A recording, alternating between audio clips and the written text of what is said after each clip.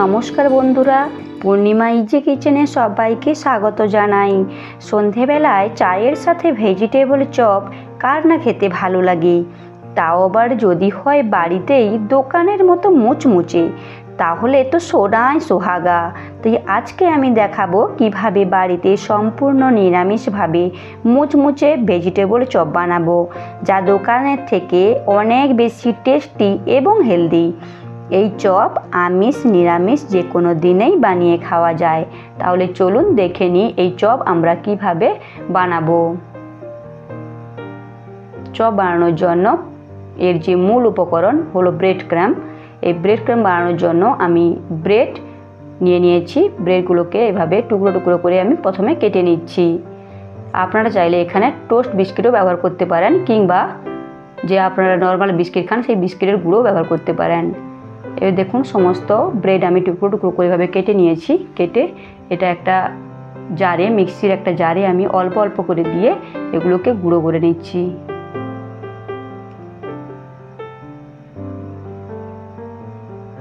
এখানে সমস্ত ব্রেড আমি গুঁড়ো করে নিয়েছি। দেখুন এরকম গুঁড়ো হয়েছে, একটু দানা দানা থাকবে, একদম মিহি হয়ে যাবে না। এবার এটাকে আমি একটা শুকনো কড়াইতে গ্যাসের ফ্লেমটাকে একদম লো রেখে ব্রেডের যে গুঁড়োগুলোকে আমি ভেজে নিচ্ছি। এরকম ভেজে নিলে কিন্তু এটা খুব সুন্দরভাবে স্টোরও করা যায় অনেক দিন ধরে। দেখুন এরকম যখন গুঁড়োগুলো আলাদা আলাদা হয়ে যাবে এবং একটা কালার আলাদা চলে আসবে, তখন বুঝবেন যে ব্রেড ক্রাম্বগুলো ভাজা আমাদের একদম রেডি হয়ে গেছে। এবার এটাকে আমি একটা পাত্রে ঢেলে ঠান্ডা করে নিচ্ছি। তারপর আমি এর যে মশলা লাগবে সেই মশলাটাকে তৈরি করে নিচ্ছি। তার জন্য নিয়েছি ধনে, জিরে, মৌরি, গোলমরিচ, এলাচ, আর লাগছে দারচিনির টুকরো। এবার এগুলোকে আমি ভালো করে সুন্দর একটা গন্ধ বেরিয়ে আসা পর্যন্ত ভেজে নিচ্ছি। এই মশলা দিলে কিন্তু চপের টেস্টটা দ্বিগুণ হয়ে যায়। বাড়িতে এই মশলাটা তৈরি করে নেবেন। এবার এটাকে আমি ঠান্ডা করে একটা মিক্সির জারে গ্রাইন্ড করে নিয়েছি। দেখুন এরকম একটা গুঁড়ো হয়ে গেছে। এবার এটা যে সবজিগুলো লাগছে সবজিগুলোকে আমি গ্রেট করে নিচ্ছি। আমি এখানে একটা বিট নিয়েছি এবং দুটো গাজর নিয়েছি। বিটটা এভাবে আমি গ্রেট করে নিয়েছি। আপনারা যদি এখানে সবজিগুলোকে কেটে নিতে চান তাহলেও কোনো অসুবিধা নেই, সেক্ষেত্রে কিন্তু সবজিটা সেদ্ধ হতে টাইম লাগে। এখানে আমার সমস্ত সবজি গ্রেট করা হয়ে গেছে।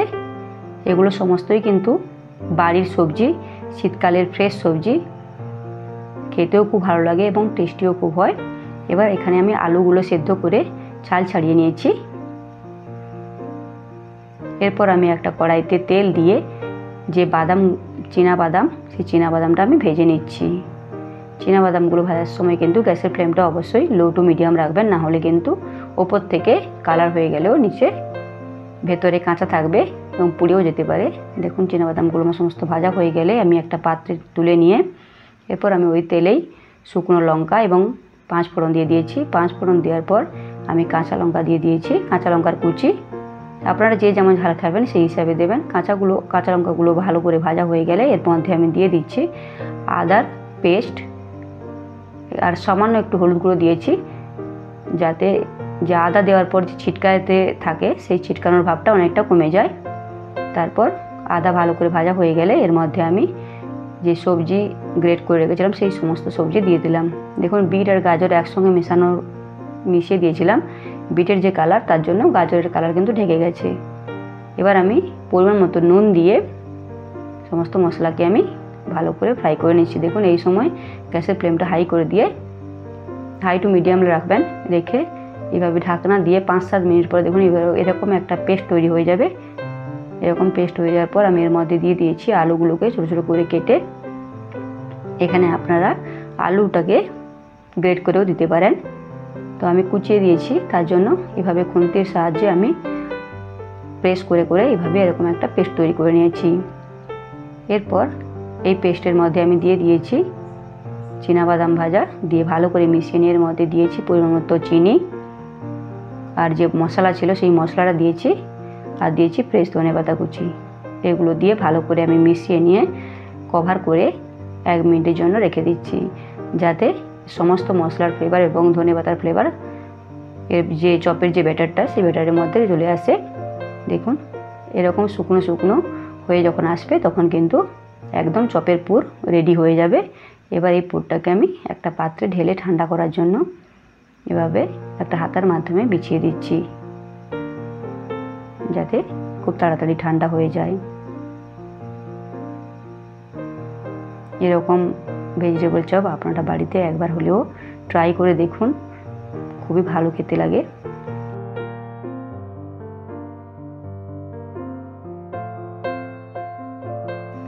এরপর একটা পাত্রে আমি কর্নফ্লাওয়ার নিয়ে নিচ্ছি। আপনারা চাইলে এখানে ময়দার গোলাও করতে পারেন, আমি এখানে কর্নফ্লাওয়ারের গোলা করছি। আর যারা আমিষ খেতে চান তাদের ক্ষেত্রে আপনারা ডিম দিয়েও ব্যবহার করতে পারেন, ডিমের গোলা বানিয়েও সেখানে চপ ডুবিয়ে চপটা তৈরি করতে পারেন। যেহেতু আমি এখানে নিরামিষ করছি তাই অল্প অল্প জল দিয়ে আমি কর্নফ্লাওয়ারটাকে গুলে নিচ্ছি। দেখুন এরকমভাবেই একটা পাতলা হবে এই গোলাটা। এরপর আমি চপটাকে একটা একটা চপ যে মন্ড কেটে নিয়ে আমি চপ তৈরি করছি। দেখুন এরকম করে হালকা হালকা হাতে প্রেস করে মন্ডটাকে আপনারা যে যেমন শেপ দিতে চাইবেন সেভাবে দিতে পারেন। আমি এখানে একটা ওভেল শেপ দিয়ে দিচ্ছি, যেহেতু দোকানে এরকমই ভেজিটেবল চপ পাওয়া যায় তাই আমি এইভাবেই করে দেখাচ্ছি। দেখুন একটা আমার রেডি হয়ে গেল ভেজিটেবল চপ। আবারও একটা মন্ড কেটে দেখাচ্ছি। এইভাবে হালকা হালকা প্রেস করে আপনারা করবেন। এটা কোনো কঠিন কাজ নয়, খুবই সিম্পল একটা কাজ, খুবই মানে একদম সহজেই হয়ে যাবে এটা। হালকা হালকা প্রেস করে এবং করবেন, দেখতে কত সুন্দর লাগছে দেখুন।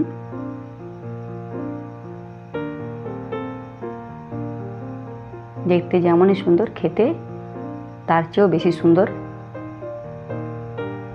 দেখুন এরকমভাবে আমি সমস্ত পুর এভাবে তৈরি করে নিচ্ছি।